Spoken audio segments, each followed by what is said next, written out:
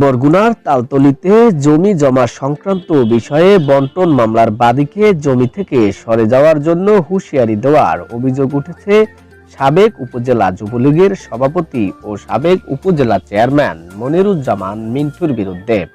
এছাড়াও তার বিরুদ্ধে সাধারণ মানুষ সহ পানি উন্নয়ন বোর্ডের জমি দখল করে অবৈধ স্থাপনা তৈরি সহ আওয়ামী লীগ ক্ষমতায় থাকাকালীন সময়ে একাধিক অনিয়ম আর দুর্নীতির অভিযোগ রয়েছে। কোন এক সময়ের আতঙ্কিত প্রভাবশালী যুবলীগ নেতা মনিরুজ্জামান মিন্টুর বিরুদ্ধে।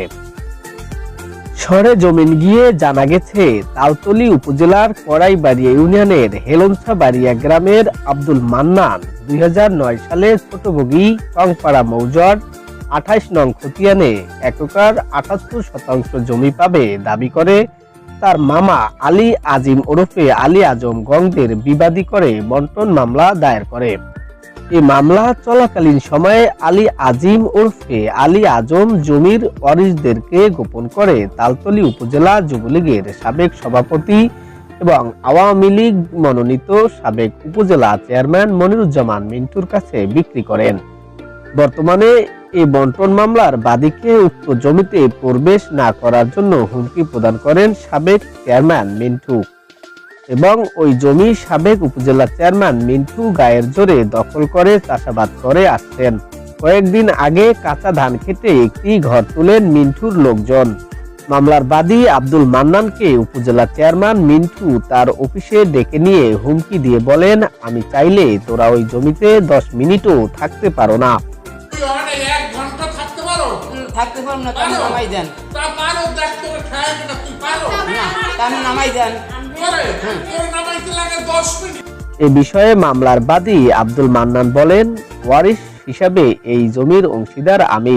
আমার বসবাসের জন্য ঘর উঠানোর সময় সাবেক চেয়ারম্যান মিন্টু হাওলাদার তার লাঠিয়াল বাহিনী পাঠিয়ে দিয়ে ঘর তুলতে বাধা দেয়। বাড়ি তুলতে দেবে না। আমি চাল উঠানোর পর আমার বেড়া গোড়া কিছু দিতে দেয় নাই, খুঁড়ি খাড়ি বসাইতে দেয়। চাল উঠানোর পর ওইভাবে রয়েছে। আমরা 2-3 রাত এভাবে মেয়ে ছেলেদের নিয়ে জলা জায়গায় বসবাস করছি। আর উড়ানের পর থেকে মিন্টু আলাদার উপজেলা চেয়ারম্যান উনি আমাদের ঘর দুয়ার থেকে এখান থেকে লইয়া সরিয়ে যাইতে বলে।